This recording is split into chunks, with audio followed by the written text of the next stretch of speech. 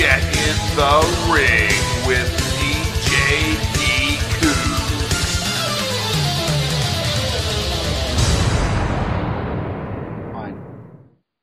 Yes, it is. It's time to get in the ring. This is a special edition of Get in the Ring here on Monco Radio, where music and minds meet here. I'm actually at my house recording this right now, and I have a very special guest.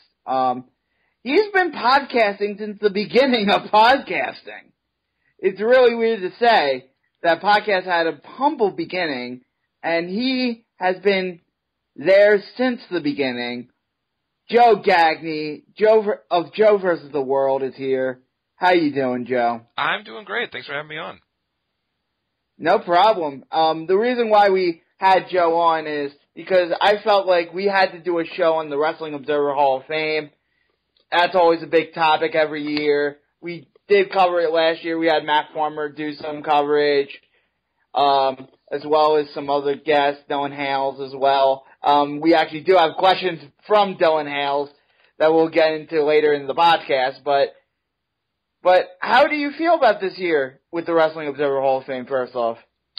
Well, for me, this is the first year I got a ballot, so I certainly approached it a bit differently. And I did a lot of mock ballots in years past, but this is my first year actually getting to participate in the process, which was very exciting. And, yeah, it was an oddly down year for coverage pretty much across the board. It wasn't like one area,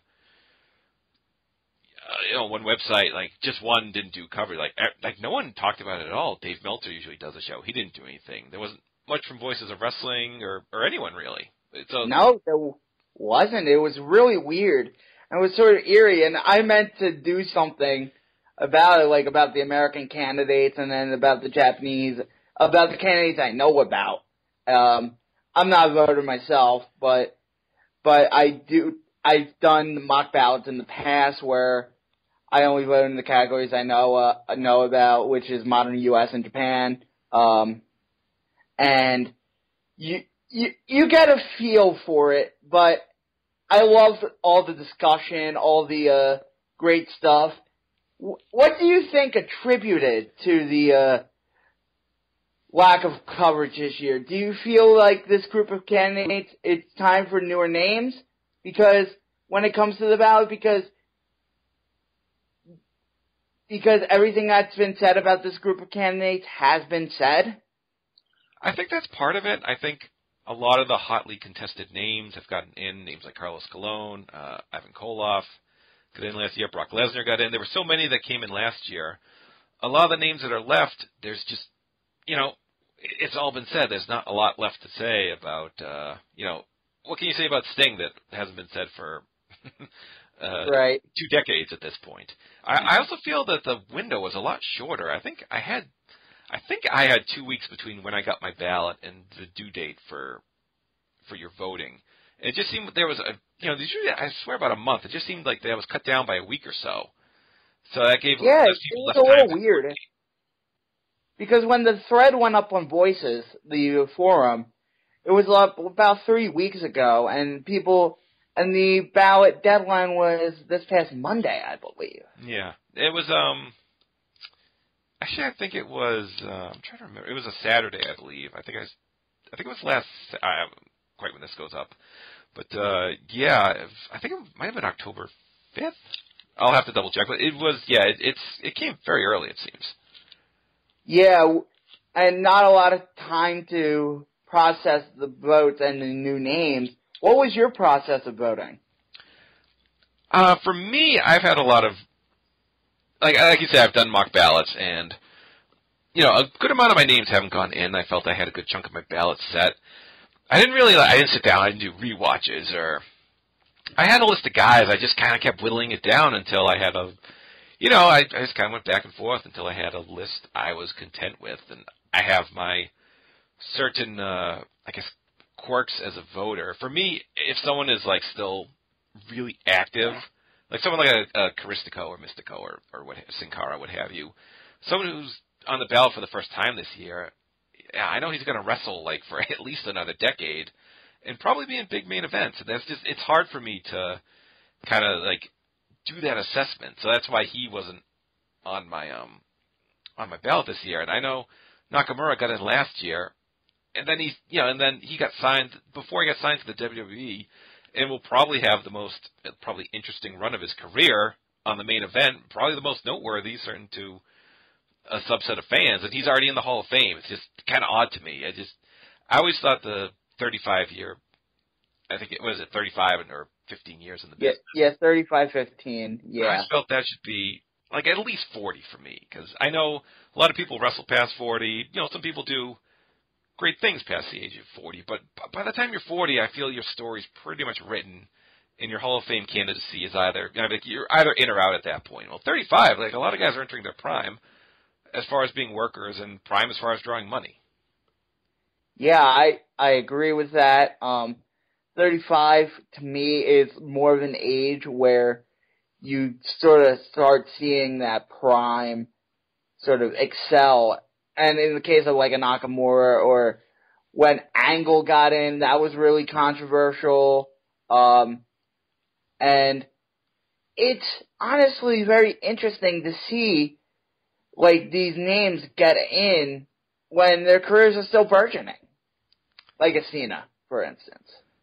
Yeah, Cena I didn't have as big a problem with, because he just kind of, he was pretty much a slam dunk for me. But yeah, he went on to do an awful lot more. It's just so strange in a way, like, someone's like him or Tanahashi, who went on to headline a Dome, and they're in the Hall of Fame, and they have a lot more to contribute to the business. Yeah. Another controversial decision about this year's balloting was the fact that the European candidates got combined with the rest of the world category. Was Carlos Colon being inducted last year a factor in making that decision? Was Dave's fear of not losing voters in both categories a driving factor? It kind of feels that way. Like the way he kind of separated Colon out to begin with kind of always made it feel like his way to kind of get him onto the ballot. I can't speak for that. Maybe that's not true. That's how it just came across to me. Yeah, and the fact that the European had their own candidacy for many years, and now they're just combined with the rest of the world, like, this is the hodgepodge category, and you don't think people from Australia or the Caribbean would know much about, like, a Jim Breaks, for instance. Yeah, it's kind of weird to see all these people getting Jim Breaks with, people from, I guess Dominic DeNucci, I believe, is in that category for Australia. It's just, like you said, it's like a hodgepodge, like kind of a miscellaneous territory. We'll get into that a little later with where I have a couple interesting names that we could talk the candidacy of. So we're a couple of years into the 15-50 rule. If you don't know what that is, it's a 15-year. If you're past the 15-year mark, but you have gotten 50% in the previous year, in the current year, you must get 50% in order to stay on the ballot. Do you feel like it's doing its job, or do you feel like it hasn't weeded out enough candidates that have been stagnant over 15 years? I think it's largely doing its job. I don't know about the percentages. There are some candidates who hang around and they get like 20 to 25% of the vote, and they're just never getting in. Like, nothing's going to change. Like, nothing's going to get them in, and they should go on. But you get the people in the 40-45% range. That's not, it doesn't take a whole lot of shift to kind of get them on, and maybe just someone publishes an interesting article, or I hate to say, maybe someone passes away, and you kind of get a look back at the whole scale of their career, and that might push them over the edge.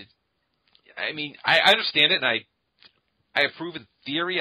To me, the concern is it's going to push out worthy candidates who, are close. And I understand the need to weed out, people who just won't get in and are clogging up the ballot. But I'm just concerned about a certain segment that, might be being punished unfairly. Do you feel like speaking of the stagnant, like 10 to 25 percenters, do you feel like the 10% minimum for staying on the ballot should be raised at all? There are some candidates that have stayed at the 10 to 15% to 25% level, such as Mr. Perfect, Kerry Von Erich, Ultimate Warrior, and others. Yeah, if it was raised to like 20, I wouldn't have a problem with that, because like you're just not getting in. Like, Mr. Perfect just isn't getting in. I really don't see any kind of real historical review of his body of work. We know what's out there, he hasn't been deemed to get in for years, and he's just going to be on the ballot for God knows how long. So, yeah. Until Dave's 84, Joe Lanza made the category. That's true. Yeah, oh yeah, it'll be decades at this point until he'll still be on the ballot. He'll still get probably the same people who vote for him, and that'll be that. Speaking of the 1550 rule on the ballot, who has gotten the most support in your mind of the five that are there? I know, I believe Sin Caras was, and I think the Unknown 3 were on the chopping block last year, and they managed to get the 50% they needed to stay on, and I'm hoping, I had both of them on my ballot, and I hope they, I mean, I think, to me, they're both pretty no-brainers. I hope they get in. But, yeah, it's, I mean, you could say they got support because they weren't chopped off, but they're not in yet, so we'll have to see what happens this year. Again, if you have guys staying on for years at 50%, I don't know if this really helps matters all that much. Yeah. Let's discuss the two categories that you did not vote in, and the rest of the world in historical. I have a few names I wanted to ask you about. Mm-hmm. First, we'll go over the couple of historical names. Red Bastien. I did not vote in the historical category. I didn't quite feel like I haven't done quite the necessary research. I didn't want to. There are a couple names that stood out to me. Unfortunately, when you do vote, you tend to punish the people you don't vote for, and it doesn't seem fair. Like a couple names that may jump out at me to punish the rest of the ballot for my ignorance in that regard. So I stood out. Bastien's an interesting name from what I've seen. Just doesn't really meet the measures of a Hall of Famer. Very interesting, very solid career, but nothing that pushes him over the edge for me. Mongolian Stomper, he recently passed away, and that's what got him back on the ballot. Yeah, passed away. It was kind of that. Kind of everyone looked at his career in full everywhere he went. His big run in Stampede. Again, maybe if I was in those territories at a time, I would agree, but it doesn't jump off the page to me. Rocky Johnson. Kind of interesting, kind of guy I would consider a bit, like really a very successful star throughout the business. Kind of someone probably worth a closer look. Someone who kind of you think at first like, well, probably not. But when you look at his record of drawing everywhere, like largely everywhere he went, I don't know, close, almost borderline guy for me. Yeah, I sort of agree with that in a way. Blackjack Mulligan, no Blackjack Lanza. No Lanza, just Blackjack Mulligan. Again, kind of guy with a very good career, had some very good runs, and not, just kind of that Hall of Very Good for me. Like, again, if I had been and I'd been seeing him wrestle every week, I may have a different opinion, but from my perspective looking back, he wouldn't be on my ballot. Mr. Wrestling 1 and 2.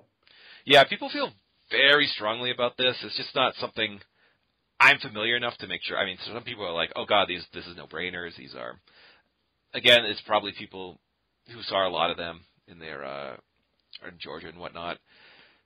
Yeah, just for me, just not someone, again, I may do a big historical look between now and next year to have a look. But for right now, I couldn't have him on my ballot. Two more names in the historical, and then we have three in the European candidates that are really interesting to me. Shibuya, who's on the 1550 ballot. Yeah, I remember Dave's write-up when he passed away. He was a really interesting character. He's someone who, he kind of comes real close to me if you look at his level of stardom throughout the years.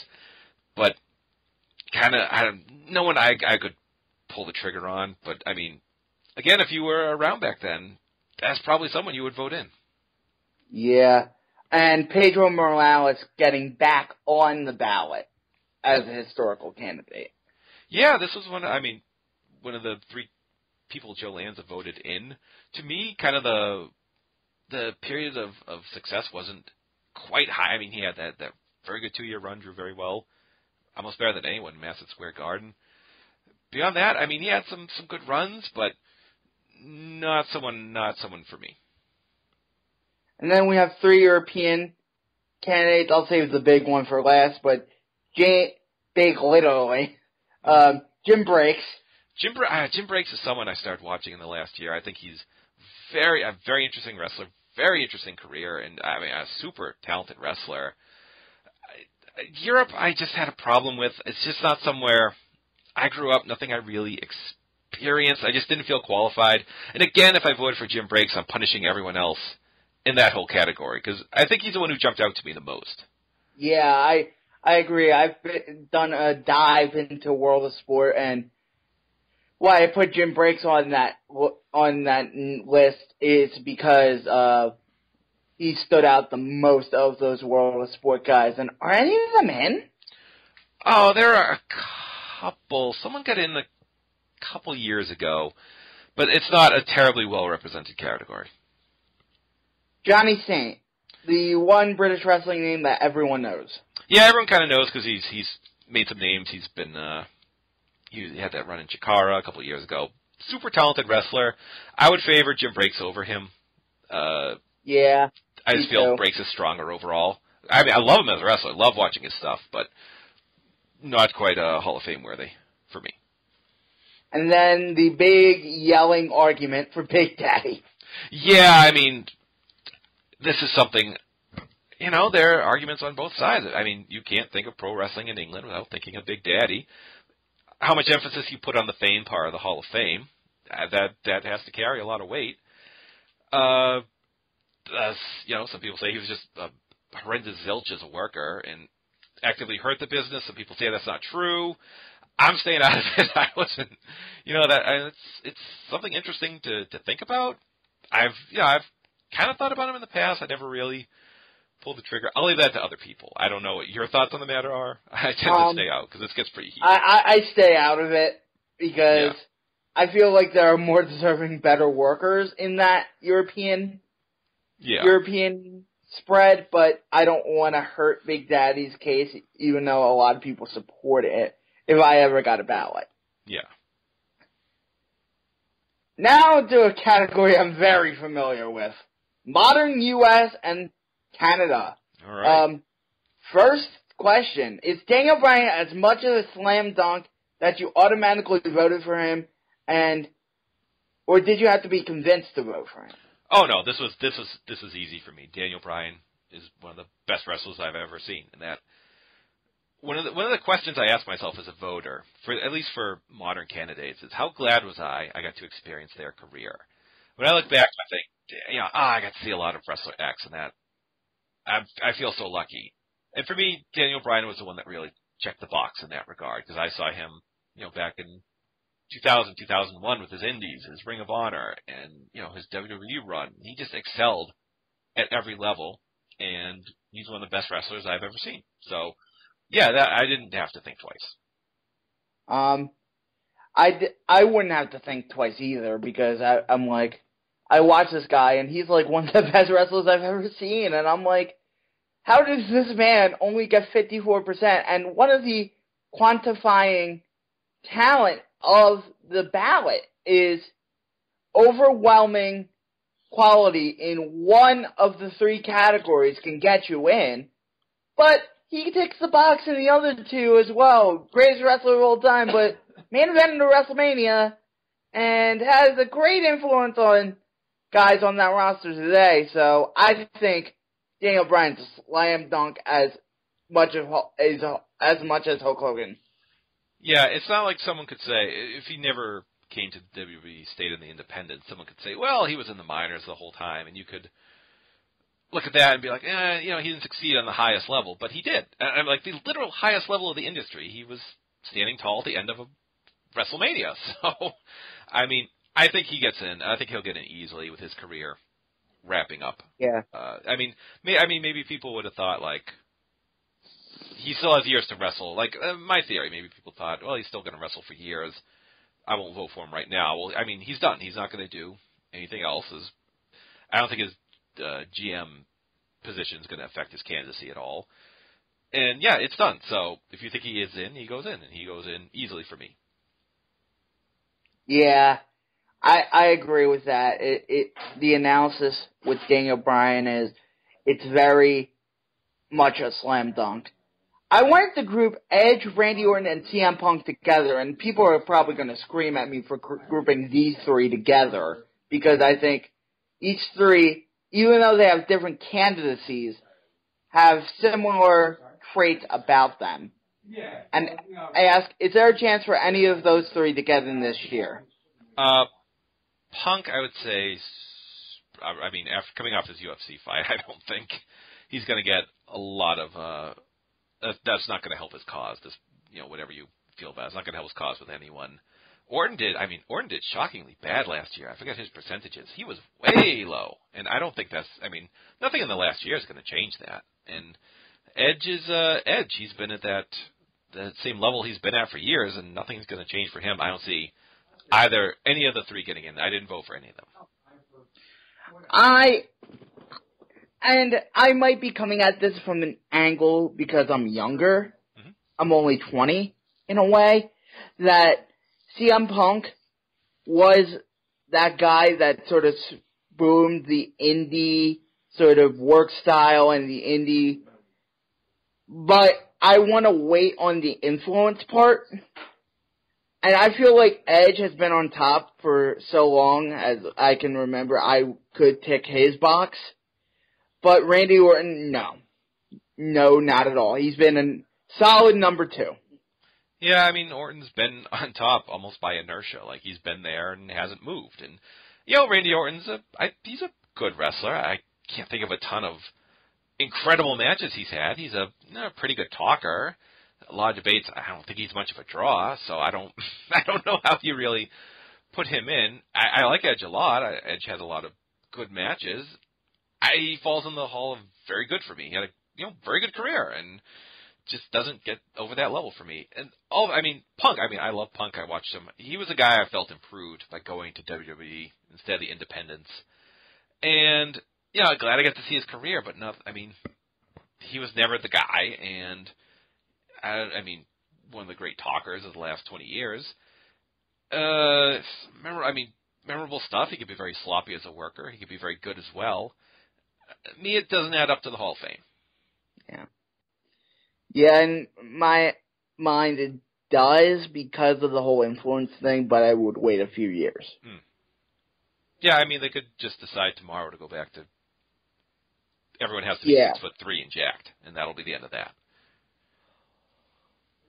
JYD, why did you vote for him? Do you feel like his Mid-South drawing record is so good that it overshadows that he wasn't a good worker and a failure in the WWF? For me, that 5-year period where he was, probably the top guy in the business, and this wasn't, this was in Mid-South Louisiana. He vitalized the territory and the town, kind of went past, people still remember him in New Orleans today. And I think, at least in his earlier run, I think his being a terrible worker was a bit undersold. I've liked stuff I've seen from him in Stampede and in Mid-South. And, was he a super worker? No, by no means. He fell off really quickly. But when you look at what he did, where he did it, and how he did it as a black man in the South, becoming, that superhero level, yeah, to me that was a pretty easy check for me. Really? I sort of feel and I'm younger too, so if I lived in like Louisiana or Mississippi, I would get it more than somebody that lives in Pennsylvania. I can appreciate the adversity, but that WWF and WCW run hurts him immensely. Yeah, he was a nightmare in WCW by that point, and the first year or so, you could argue he was probably number 2 guy during the national expansion, but it boils down to the Mid-South run for me, like that 5-year. The top guy in the industry for 5 years. I think that's good enough for me, especially given how he did it and where he did it. Yeah. How do you feel about Hennig, Von Erich, and Warrior? They're stagnant at 10 to 25% range. Do you feel they should be dropped off? Warrior got put back on because of his untimely demise. I never felt he was never. I want to say he was underrated. He could certainly have his moments. Like he's had some pretty amazing matches in high profile spots, but his total run. Period run on national television was only like 5 years, and a lot of that was, he wasn't a terrible success as a champion. You can't say overall he was a good worker or a great talker. I don't see it. I was of the age when the Ultimate Warrior was at his peak, and I was a kid, and I don't really have any great nostalgia for the guy. So, he had some great successes, but no, not close for me. Henning, kind of the same thing. Liked him a lot. Loved the Mr. Perfect gimmick. Again, had a good career, but not Hall of Fame. And Von Erich's interesting because he also had that really hot period where he was a huge star. Doesn't get over the hump for me. I just feel that, if you put maybe David and Kevin on there as well, I know that's been proposed, like them as a trio, I think that's an interesting argument. Just him by himself, I don't feel so. No, I feel like the Von Erich family, more as like a David, Kevin, Terry trio would be more of an interesting argument because when Kerry was on top, he was with the other two. Yeah, they're all linked to me in a way. Like, they, even as singles, they're all kind of you think of them as a group. So that's the route I would take. I mean, the Freebirds are in together. I think you could make a case for the Von Erichs in the same way. Yeah. Is this Sting's year to get into the Wrestling Observer Hall of Fame? People have yelled. People have screamed. Do you feel like his 3 WWE appearances and success have helped him? He had a big jump, and he's all done. So, this is the year. Sting gets in. He gets in this year.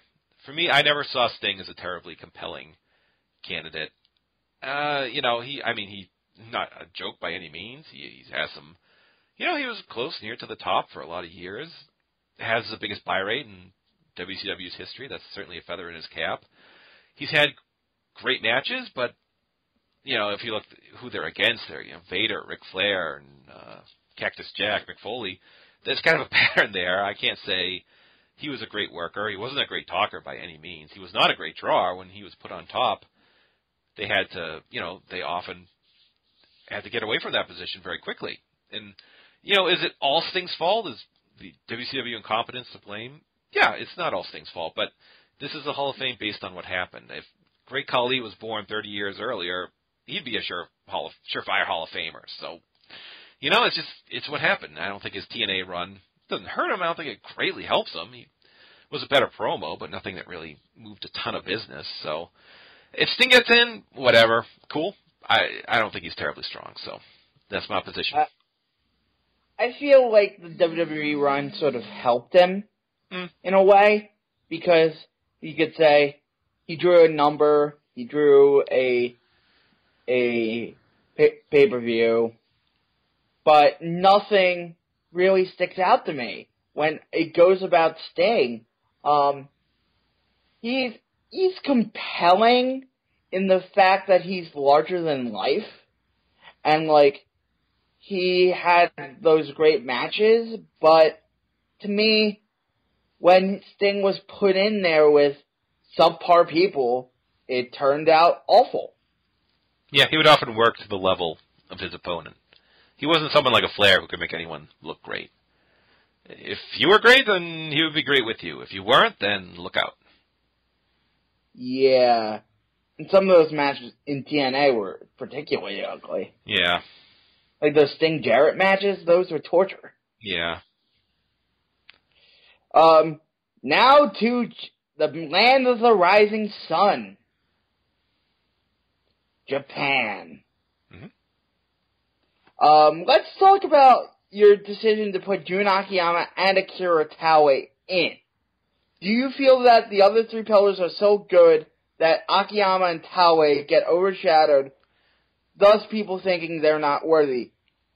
My thought process is this. People say, Taue worked with Kobashi, Kawada, and Misawa, and, greatly benefited from that. But do people bring that up that, Kobashi was helped greatly by, he got to work with Kawada and Misawa. All three guys got to work with great guys. No one holds that against them. So, say someone like Taue, the lesser of those the lesser of the four pillars, of course. Yes, he is. He's not as great as the other three, but he's still, to me, pretty damn great. And if you could put his tag team with Kawada on the ballot just as a tag team, which can't happen because Kawada's already in, you can't have repeated acts. I mean, I think that would be a surefire just based on that alone, based on drawing and match quality. That might be the greatest tag team of all time. And they're probably my favorite tag team of all time. I mean, Taue, 9 straight years with a 5-star match. And just the tag team stuff, just so many highlights. Was he a little awkward? Yeah, but that kind of made it work in a way for me. As far as Akiyama goes, I used to be down on him because I kind of thought, well, he was kind of a disappointment. He couldn't carry on the legacy of All Japan and all that. But when you look back, like, how great he was from day one, and absolutely great. And you look at his drawing record, and his drawing record going to other companies, and there's a pretty good 15-year run of like just true greatness, and being an above-average draw. And to me, that's certainly enough. I'm not as huge on his more recent work as some people. I mean, some people still love him as a wrestler. I think he's still very good. And I mean, he's had 25 years plus of being, at worst, a very good worker, and at some time, excellent. I would put Akiyama on my ballot if I had a figurative ballot. I would stay out of Lucha because Lucha is not a strong suit of mine yet. But of like the names that in Japan that compel me the most, it's Akiyama and Taue. Because how can you have the other three pillars in and not have the fourth? Yeah, I just think All Japan was that period was the greatest period for any company in terms of business and certainly quality. And I think you should have as many people as many people as you can for that time period in. And sometimes I refer to Akiyama as the fifth pillar. Yeah. Even though he debuted a little bit after, he still worked with all those guys and did great business. Yeah, he did great business for a bit while he was in Noah. Yep. He was kind of screwed by the booking, but you look at some of the gates he drew against, some of the people he drew them against. He had that Metallica match that sold out the Dome. Yeah. That shouldn't be understated. That he has managed to do something that New Japan even hasn't done. I mean, people talk about, Tanahashi, such great business. Like, it's not, Akiyama's drawn much bigger crowds than that. And there's still kind of, Tanahashi has a reputation of being a huge success, while Akiyama's a failure to some people. It's just interesting. Yeah, I think it's really interesting. I think both are successes, but in their own way. Yeah. That's not a knock on Tanahashi. It's just kind of the interesting way people are looking at it. Yeah. Because I feel like more people have an emotional connection to New Japan than All Japan. And they look at All Japan as like the negative Nancy that it's been in the past couple of years, but they're running through Mahal soon, so. Yeah, they're doing better. Not super, but better, which is a plus. But yeah, people kind of have that attachment to New Japan nowadays.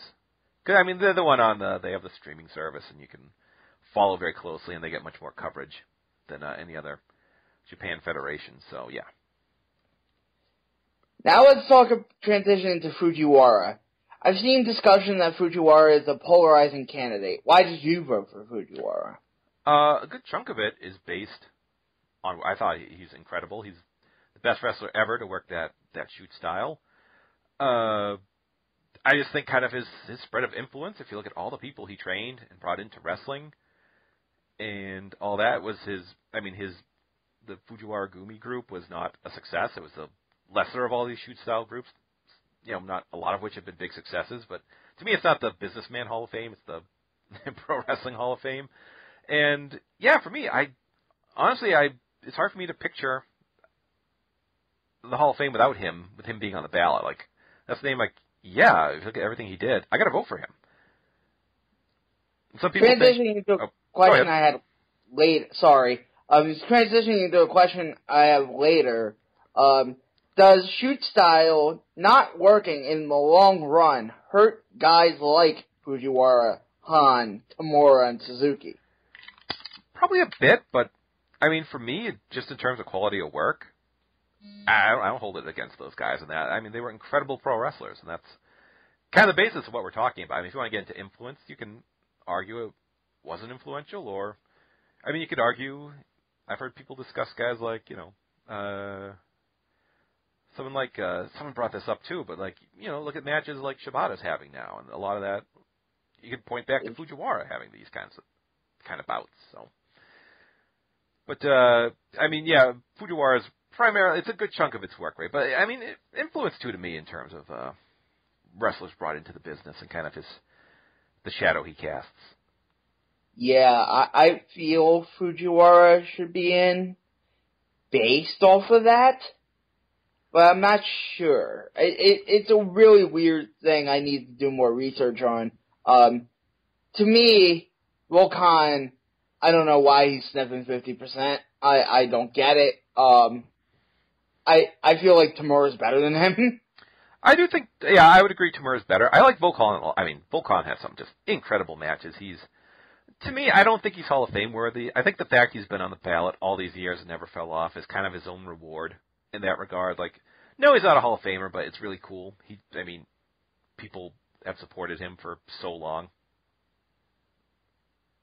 Yeah. Let's group Shima and Hayabusa in that same, influence category, because they are somewhat candidates in terms of that influence. Does being so influential trump some of the negatives they both have? Why or why not? To me, I didn't consider Hayabusa all that strongly. I think, there are some diehard FMW fans who are kind of down on him in terms of his drawing capabilities and whatnot. You can point to influence not only in style, but also he was the first Japan wrestler a lot of people saw getting those FMW tapes and being blown away. That wasn't quite the case for me. He didn't resonate like that for me. He's never a guy I considered all that strongly. I don't think he's going to do terribly good. You can make a case for influence and whatnot. It doesn't really resonate for me. Shima for me is very interesting because it's kind of like, it boils down to what you think about Dragon Gate as a promotion. If you think they deserve representation in the Hall of Fame, you could look at this, as a very successful group, but not hugely successful, not, dome show, never ran a show above 10,000 people. You can argue that it's a good niche group, doesn't belong in. For me, it's hard. I know Grant Hamada didn't get in. It's hard for me to vote for Shima when Hamada didn't get in. I think Hamada is a much stronger candidate overall. Pretty much, largely in every category. But, I can't punish Shima just because people didn't vote Hamada in. For me, that's, Shima made kind of like, he was on that, I can't say he was close to me. He's someone I'll definitely consider next year. I'm going to have free spots one way or another next year, either by people getting in or dropping off the ballot. So he's someone I'm going to give a lot of thought to. I think he's got a stronger case than Hayabusa. I don't want to dump on him too bad because, he was very spectacular and, people think very fondly of him, but I think Shima's better overall. It just kind of boils down to what you think about Dragon Gate. Yeah.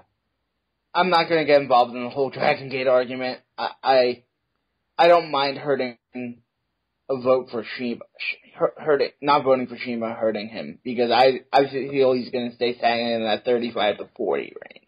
Yeah, he'll be on for a while, because he's still going strong all these years later. He's not the main guy, but he's still prominent on all the cards and a big part of the promotion. Now let's talk about the third generation of New Japan, Mr. Yuji Nagata and Tenkoji. They get a lot of scrutiny for being on top during the dark days.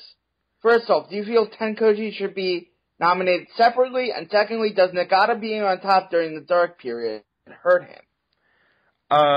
Going backwards, I think in Boulder's case, yeah.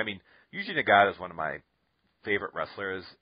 His quest, him winning the G1, and his quest for the IWGP title really made me a fan of New Japan. I remember like following along at those times, like when you had to wait for tapes, if you can believe that. I'm sure, to me, and I'm a huge fan, I think his case is more interesting than it first seems. If you look at the work he's done outside New Japan, kind of his role as an ambassador, because he's someone they'll send to All Japan, win the Champion Carnival. He was a 0-1 champ. He was a Noah champ. Like, he's someone he's been wrestled for Dragon Gate on occasion. I think that's interesting to look at him. I can't quite say. I mean, he's had excellent matches. I think he's very good, borderline excellent. To me, it just doesn't click the boxes for me. I don't feel terribly strongly about him. He's one of my favorites. Again, it's kind of the hall of very good. He's had a very good career, and I just don't see him, if he had, maybe if he had another run with the IWGP title, in the last couple of years, and when things had picked up, maybe it would be different, but it's pretty big no for me. And, yeah, I don't see any merit to Tenkoji as a tag team. I'm stunned they stayed on the ballot after.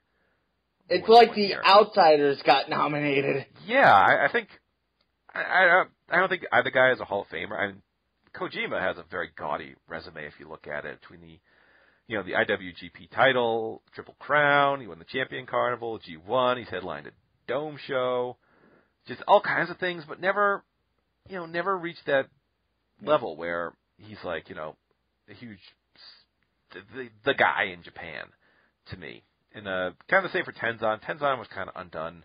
He always had those very short IWGP title reigns. When he won his first one, had it taken off a month later. I thought that really did him a ton of damage. And I really like both guys, but neither Hall of Fame for me. No, both very good, though, I feel. Kojima's very good. Tenzan... Still very good. Still very good, yeah. Mexico.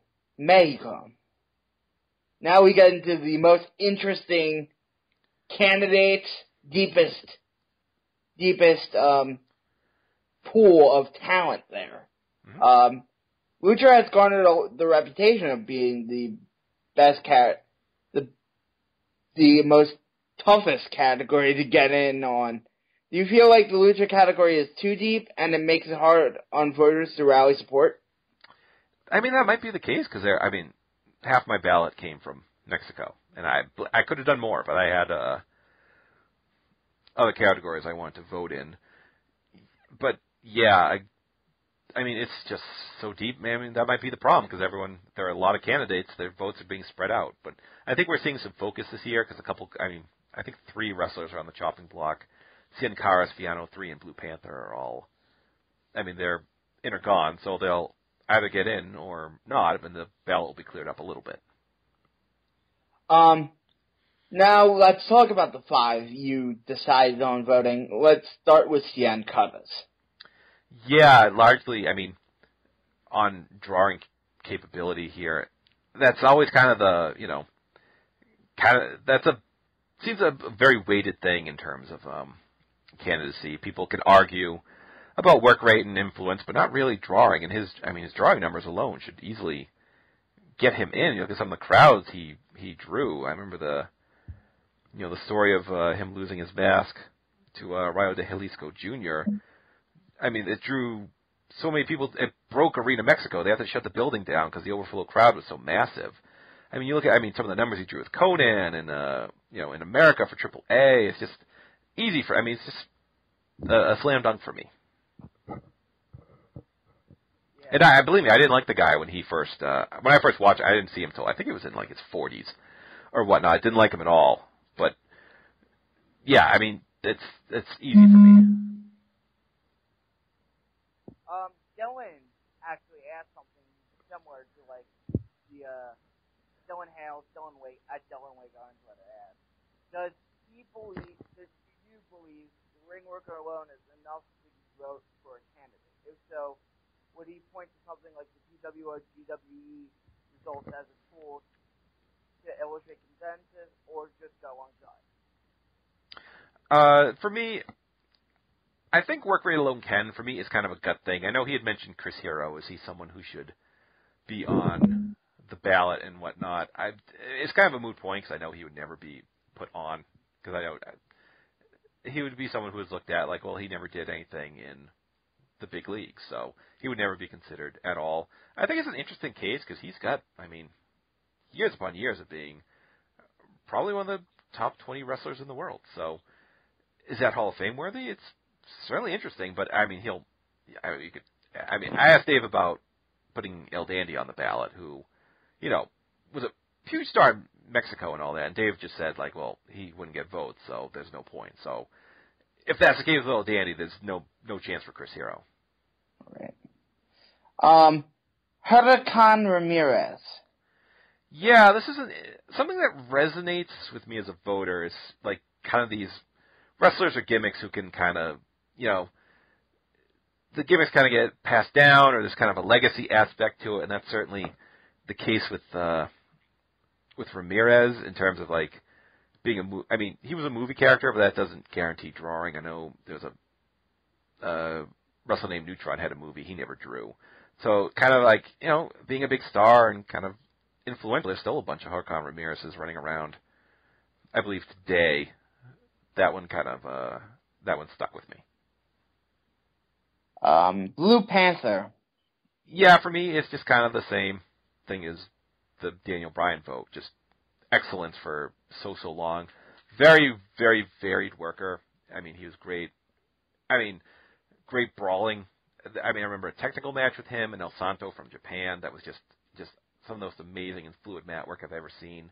Great brawler. Great trios worker. One of my favorite trios of all time. Him and Black Warrior and Dr. Wagner Jr. And kind of like, like I said, the kind of the influence. He passed his gimmick on to his sons, and they were stars right away. And, certainly a draw in certain areas and certain instances. And, yeah, just, again, a no-brainer for me. Even made all the more solid because he's on the chopping block. Los Baratos. Yeah, just really big stars for a long time. And, again, kind of the legacy thing, because, you look at their family tree, it's pretty much the face of Lucha Libre now. But, humongous. Big stars, big drawers. They had the famous triple mass match with the Villanos. Kind of hard to, look at Lucha Libre in a Hall of Fame sense without putting them in. And Villano Tercero. Yeah, just a huge star, long storied career. People point to the only Lucha match to win the best match of the year in the Observer, but just a ton of highlights beyond that, and just being a big star.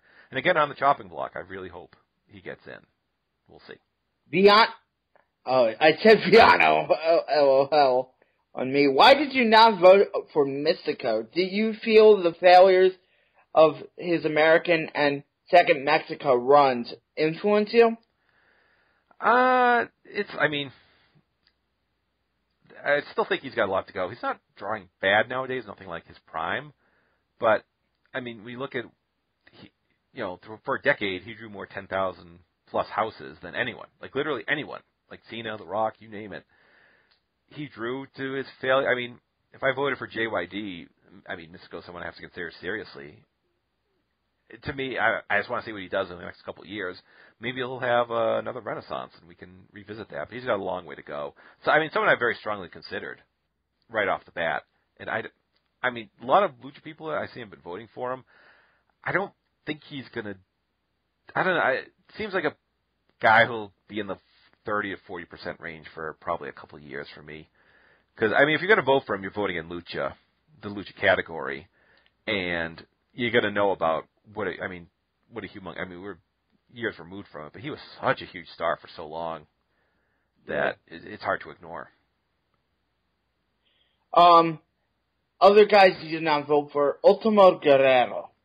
Yeah, guy's been on top for a while. Someone I've liked, just kind of didn't have room. And again, he had the big mask match, but he's going to be, he'll be wrestling for probably years and years, being a headliner more. Someone I'll revisit later on. I really loved his tag team with Rey Bucanero, but, kind of as a singles guy, kind of as a guy in the office, not, it's not like business exploded with him. But, someone I liked a lot, someone who has a lot of great matches, but not someone I put at Hall of Fame level. At least not yet. Dr. Wagner Jr. Yeah, I mean, big star, been around forever. In-ring work could be, I mean, he is not afraid to dog it on a show. That's kind of the rap on him. Has that kind of run in New Japan that kind of helps him. I just think other candidates are a lot stronger than him. Los Missionarios de la Muerte. Yeah, they were very, very close for me on an influence level. I kind of went with Brazos on my... I've heard kind of differing reports on, like, you know, how big a star is, how influential they really were. It's something again, a team I'll certainly look at pretty closely next year, depending on who gets in and whatnot. I mean, very, very close to making the cut for me. And they've made the cut for a lot of other Lucha voters, so we'll have to see how they do. Carlos Lagarde. Yeah, again, kind of as someone I came close to voting on. It was, really big. I mean, someone very interesting. You should worth doing the research on. Again, I just kind of had just someone ring out of the room on the ballot for me. Yeah, Vampiro and L.A. Park. Park for me is, I mean, he's a close guy if you look at drawing. People are just going to look. I mean, people remember his WCW run where, I mean, honestly, you talk about WCW incompetence. They had a dancing skeleton man, just kind of squandered him. But I mean, yeah, really big star. Someone, I mean, really someone who's just kind of that rebel figure in wrestling, where not afraid to do what he wants on his own terms. Has a lot of really great, interesting matches. Big star at points. He's someone very, very close for me. And who's the other one? Oh, it's Vampiro. Too short a peak for me. Just never, huge star for a while, just not long enough for my tastes, and never a huge fan in the ring for me. So, yeah, Lucha is always an interesting category because of all the names involved. You know what I mean? Do you mean just the level of candidates? Level of candidates, like, it's competitive. Mm-hmm. And you Lucha people need to get somebody in besides Perito. Yeah, Perito got the, I mean... He got the ultimate death bump. He did. And I don't think he's a weak candidate. I really don't have a problem with him going in. I just felt there were No, I wouldn't have a problem with him going in either. Yeah, there's just a lot stronger candidates on the ballot for me. Yeah. Non-wrestlers now. Who did you vote for again in the non-wrestlers? I had, what did I have? I had Jimmy Hart, Gene Okerlund, Howard Finkel, Jerry Jarrett, and Don Owen. Very similar to mine, actually. Like me constructing my mock ballot, I had Jimmy Hart for 5. Jimmy Hart, Fink, Okerlund, Bill Apter, and Crockett Sr. Mm-hmm. That's who I would support. And Gary Hart's very close to me. Very close for me to 6. Yeah, Hart's an interesting candidate, but I just felt the other, 5 on my ballot were, I feel pretty solid about all those 5. Yeah, I feel solid about Jimmy Hart. Yeah, Jimmy Hart just based on Memphis. Memphis alone. Come on. Yeah, his run there, and I mean, what he did to drive business, and what it meant when he left, and I mean, I liked his, he had a good WWF run as well, but I mean, Memphis really puts it over the top. Yeah. Who else? Crockett Sr. Yeah, just someone who seems to me ran a good territory and never jumped out the page in any real way. Like, if I've been around for those shows, maybe I'd feel differently if I was there live, but never someone I strongly considered. He was never someone, but I think he was more responsible for the peak than Crockett Jr. You could make that, yeah. That's I guess. How do you feel like the way he just kind of set up the territory? Yeah, set up the territory. Yeah. Jarrett is a no-brainer. I should have had Jerry Jarrett because Memphis. Come on. I agree. He ran the longest territory. It was the last one standing. It was very, ahead of its time in a lot of ways, what they presented. Just pure entertainment, it was super entertaining, Fed. Did some great business for a while, for, a long time, and just, did it pay the best? No, but, I didn't work there, so that doesn't bother me as a person. But, Jarrett's pretty easy for me. Gene Okerlund should get the credit he deserves. He's drew more money to WWF than anyone else in their history. I certainly think he's very underrated as a draw. If you look at, his time there, the main business mover was live attendance, and how did you hype those? You had the event center with wrestlers cutting promos, and who was there leading the promos was Gene Okerlund. He, kept things on track. He was great at it, too. Maybe got a little too, I won't say full of himself, but a little too, kind of aware. But, he was just great at that, and he's the best of all time at that position. So that, to me, warrants, at the very least, serious consideration. Howard Finkel. Yeah, the same with Howard. Howard Finkel's the best ring announcer there's ever been. People argued, well, it didn't really affect business. It's like, I think Joe Lanza says, like, do you vote for a punter for the Hall of Fame? And for me, if you're the best ever at what you did, that warrants at the very least serious consideration. And for me, yeah, I think he was a big part of the WWF for decades. Did he draw money? No, but he was a pretty key part of the enjoyment. Or not a key part, but he was a part of the enjoyment of all those successful shows. So for me, yep, easy. Team Fink. Don Owen. The second longest territory ran a successful territory for decades in a area where, didn't have a lot of natural advantages being in the Pacific Northwest. It wasn't like he had a lot of, huge cities to draw from, and was a very well-liked and respected promoter. So that's good enough for me. China. China in the non-wrestler category, which, I guess I could make the claim that, her role in DX, I don't see it. I don't see it. I don't at all. Bill Apter? It's just interesting for me, this whole idea. Do you put Bill Apter in, who is the face of these magazines? You put Stanley Weston, who is the publisher. You kind of look at what were the magazine's roles, and for me, I could see a case, wouldn't have a problem if he got in. For me, if you look at some of the people behind magazines in Mexico at a certain time, when wrestling wasn't on television in Mexico City, I felt, they played a humongous role, bigger than the Apter mags did in here, and they played a big role. But yeah, I just had other candidates I felt more strongly about than Bill Apter. Lord James Blears. Yeah, didn't tick the box for me as a Hall of Famer. Interesting for what I've seen, but not on that level. George Scott. Yeah, kind of interesting if you look at his role. His various booking tenures, successful.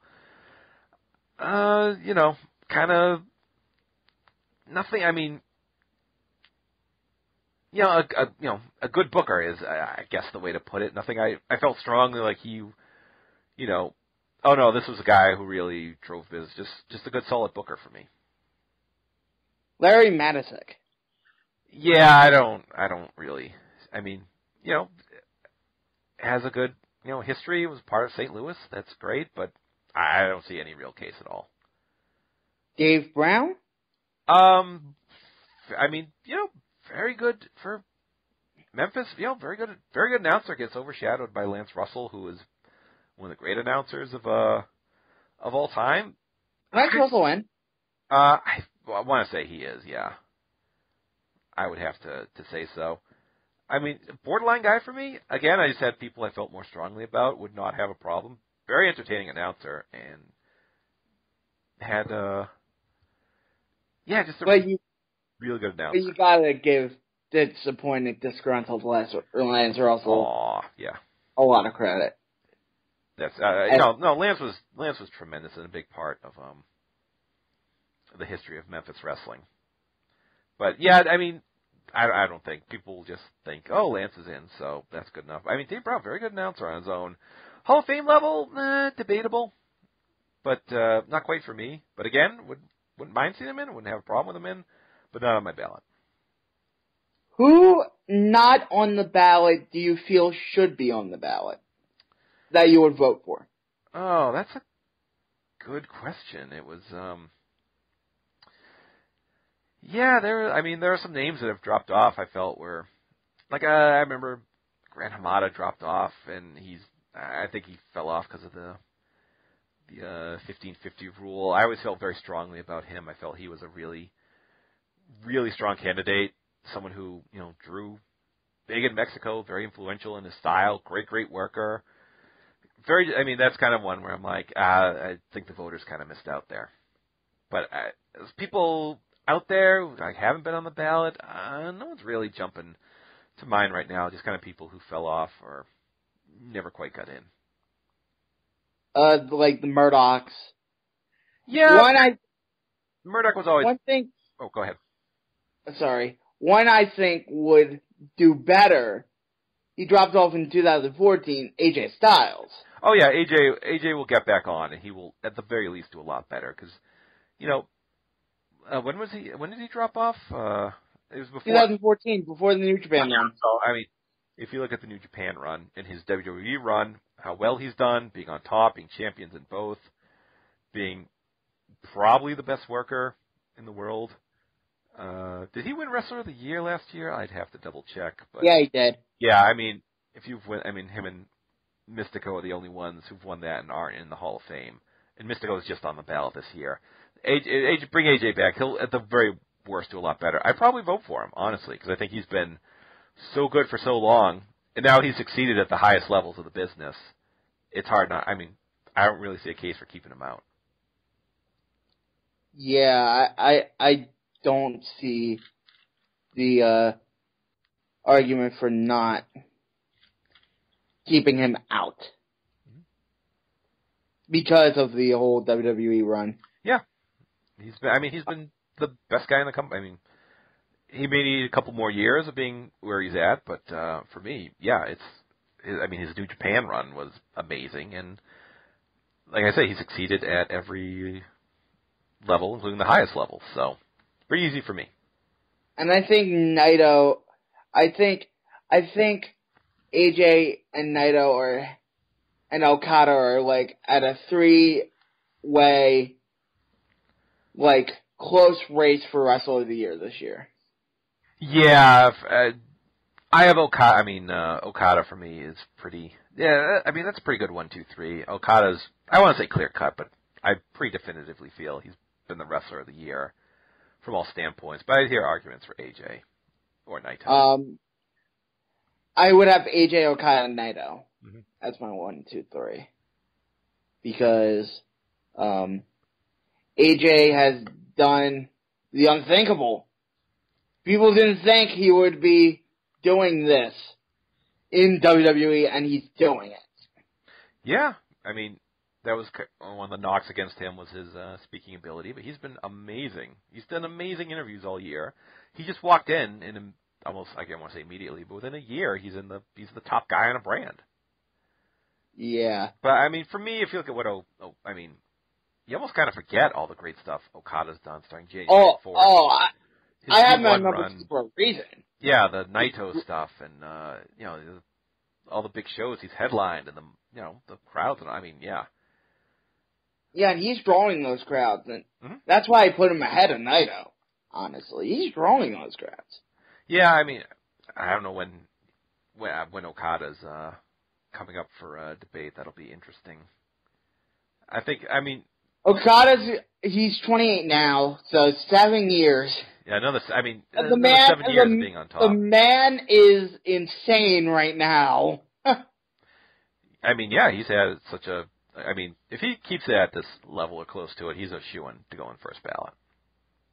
Yeah, if he keeps going at this rate, I'm like, we might be. Who has the highest percentage of like ballot that got in? What's his last name last year with the 70? I'll have to. I don't know if anyone's done like a huge percent. I'd have to go through back issues. I don't know. Toledo, Shinsuke, and Brock had really absurdly high numbers last year. Yeah. And yeah, it was really weird how you see who is not coming up. Yeah. Yeah, so thank you, Joe. Sure. For coming on, and I feel like we had a good conversation. I enjoyed having you on here. You want to get your plugs in? Oh, sure. I will start in order of most frequent. You can every Friday at voicesofwrestling.com. You can read the Wrestling Podmas column. What I do, I listen to all the big name wrestling podcasts, and I tell you if they're good or not, if they're worth listening to.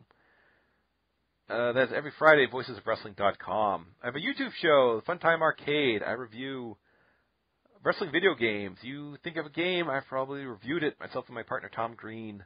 Another review coming soonish. I kind of slacked, but hopefully in the next couple weeks. And finally, my podcast, Joe vs. the World, 10 Years Strong. Gonna have trying to get an episode out soon of that. Again, been caught up in a lot of projects like the Hall of Fame and a lot of some other things. But yeah, 10 Years Strong of podcasts. So check that out, joeversusworld.com. Just search for it.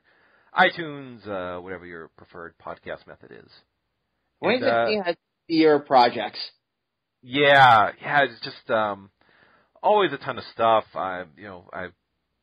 First Fighting Spirit magazine, I'm part of like the little panel to come up with their FSM 50. We do the 50 best wrestlers for the prior year. All that too. I got a lot of other shows coming up. Upcoming Christmas draft on the DKP. I'll do with Alan and the Voices of Wrestling. Oh, I can't wait for that. The last 2 years have been insane. I'm like, good Lord, the Puroresu draft. Yeah, that was a lot of fun because I know Joe Lance just stumbled in, like literally stumbled onto the phone, came in from whatever debauchery he was doing the night before, and then just drafted. So yeah, no, those are always fun. I'll have to get that coordinated and whatnot. So I got a lot of irons in the fire, irons in the fire. Yeah, 2016 has been the year project. I participated in the Greatest Wrestler Ever polling, and I'm going to be part of the Voice of Wrestling Greatest Match Ever. I'm not sure about the Ring of Honor. Yeah, the Ring of Honor one. I'll have to start working on that too, and coming up with a list for that. So no shortage of fun to be had. But the Greatest Match Ever, I can't wait for that. For like 2 years of debating matches, that's going to be fun. Yeah, that'll be nothing more fun than arguing. Thank you, Joe, for coming on. Hey, thank you. Oh, my plugs.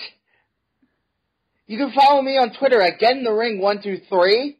I always let my guests do the plug, and then I forget to do the plugs. And then... Well, I think if you're the host, it's kind of its own plug. Yeah, it's its own plug there. You can follow me at GetInTheRing123 on Twitter. And you know where to... If you're listening to this, you know where to listen. Mm-hmm. So thank you for listening. It is Monco Radio, where music reminds me. You can stop the recording.